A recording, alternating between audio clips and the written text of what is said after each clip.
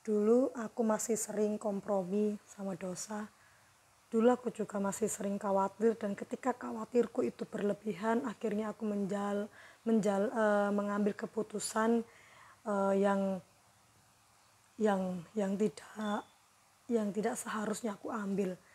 Aku masih kompromi dengan apa yang tidak boleh dilakukan oleh Tuhan, kompromi dengan apa yang itu benar-benar salah dalam jalan kegelapan. Karena aku tidak tahu lagi apa yang harus aku lakukan, maka aku melakukan hal-hal yang ada menjadi di dalam pikiranku, hal-hal yang ada di dalam benakku ya waktu itu. Misalkan ketika anak-anakku besok tidak tahu harus makan apa, ketika besok mereka harus menghadapi suatu ujian atau apapun yang memerlukan biaya, dan di hari ini aku nggak punya uang sama sekali untuk mereka makan, untuk membiayai mereka, maka aku mengambil jalan pintas, yaitu berkompromi dengan dosa. Sebab dalam pikiranku waktu itu adalah bagaimana aku bisa menghidupi anak-anakku dan membiayai mereka. Maka aku melakukan segala sesuatu yang itu cemar, yang itu kotor, tetapi aku melakukannya untuk anak-anakku, karena aku adalah seorang single parent. Yang ada dalam pikiranku hanyalah bagaimana supaya anak-anakku tidak mengalami seperti aku, bagaimana supaya anak-anakku tidak menjalani kehidupan seperti aku pada waktu aku dulu kecil, pada waktu dulu aku muda. Bagaimana caranya mereka tidak merasakan begitu pahitnya kehidupan ini. Maka aku telan semuanya kepahitan itu, aku telan semuanya apa yang menjadi bagianku. Tetapi aku tidak mau taat dengan firman Tuhan. Aku masih khawatir. Apa yang membuat aku tidak taat? Yaitu karena kekhawatiranku yang berlebihan. Apa yang membuat aku kompromi dengan dosa? Yaitu karena ketika aku tidak menaruh kepercayaanku 100% kepada Tuhan. Jadi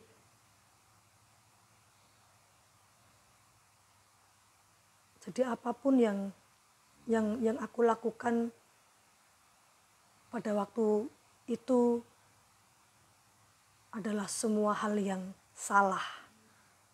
Tidak boleh ada pembenaran.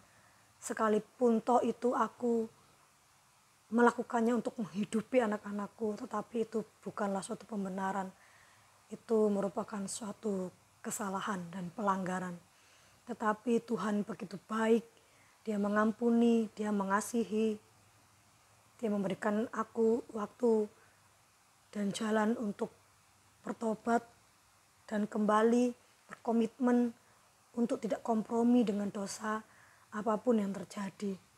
Untuk tidak mengambil jalan yang instan, yang seakan-akan tuh bisa menolong kehidupan ini, meskipun itu di dalam cara yang salah.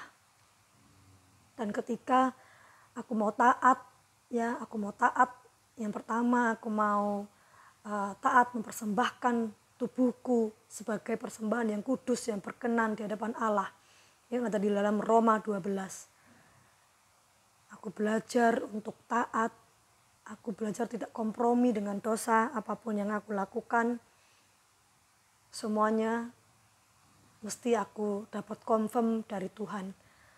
Yang kedua, aku taat kepada Tuhan di dalam firman-Nya yang di Meleaki, yaitu tentang perpuluhan. Ketika gajiku pun sebenarnya tidak cukup, apalagi dengan aku memiliki bayi, sebenarnya gajiku itu tidak cukup. Ya, boleh dikatakan 2 hari sudah habis. Dan aku tidak mengerti bagaimana aku harus menjalani kehidupan sampai gajian berikutnya. Tetapi aku mau menaati firman Tuhan bahwa mempersembahkan persepuluhan sebagai langkah ketaatan dan bentuk kepercayaan kita kepada Tuhan. Persepuluhan itu kuberikan bukan setelah aku membagi-baginya, tetapi sebelum aku membagi-baginya. Pertama kali aku menerima gaji itu langsung aku persepuluhkan, dan kemudian aku bagi-bagi untuk membayar hutang, mencicil hutang, dan membeli kebutuhan. Dan setelah itu habislah, tidak ada persediaan makanan, tidak ada persediaan susu. Tetapi sampai hari ini, sampai bulan ini, meskipun aku tidak memiliki saldo ATM yang cukup untuk besok bahkan, tetapi tahukah teman-teman bahwa setiap hari Tuhan memberikan kejutan, yaitu kecukupan makanan, kecukupan persediaan, meskipun tidak berlebihan, meskipun terkadang aku harus menahan pengen jajan, pengen sesuatu, pengen makan sesuatu, tapi aku tidak pernah menahan sampai aku dan anak-anakku kelaparan. Tidak, Tuhan memberikan kebutuhan pas, adil menurut kebijaksanaan Tuhan. Itu luar biasa. Bayangkan 2 hari setelah gajian, seharusnya aku dan anak-anakku sudah mati. Tetapi Tuhan begitu memelihara hidup kami sampai hari ini. Tuhan tidak pernah meninggalkan kami. Dia tidak pernah mengingkari janjinya. Aku baru saja belajar gitar, ya, yang sudah pernah aku posting di video aku berikut sebelumnya itu. Aku belajar ya, tentulah namanya aku sudah telat ya, sudah tua begini baru belajar, tetapi aku taat aja ketika Tuhan menyuruh aku untuk belajar. Ya, sedikit demi sedikit aku mau pakai untuk memuji Tuhan. Setiap hari aku latihan sedikit demi sedikit untuk bersyukur kepada Tuhan, bahwasanya lagu ini untuk Tuhan, untuk bersyukur kepada Tuhan.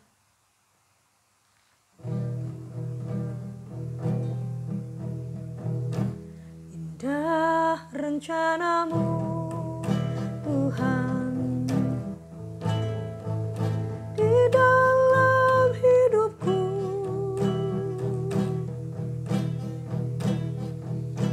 walau ku tak tahu dan ku tak mengerti semua jalanmu.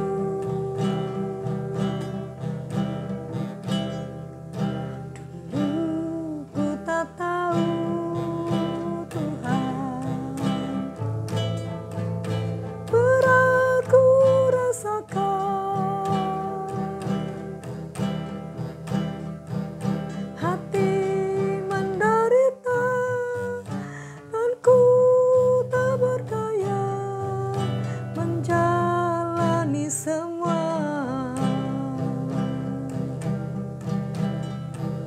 Tapi ku mengerti sekarang, Kau tolong padaku.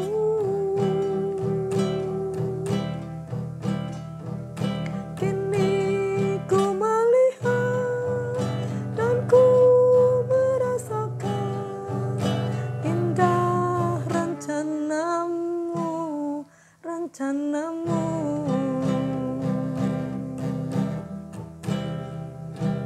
indah rencanamu.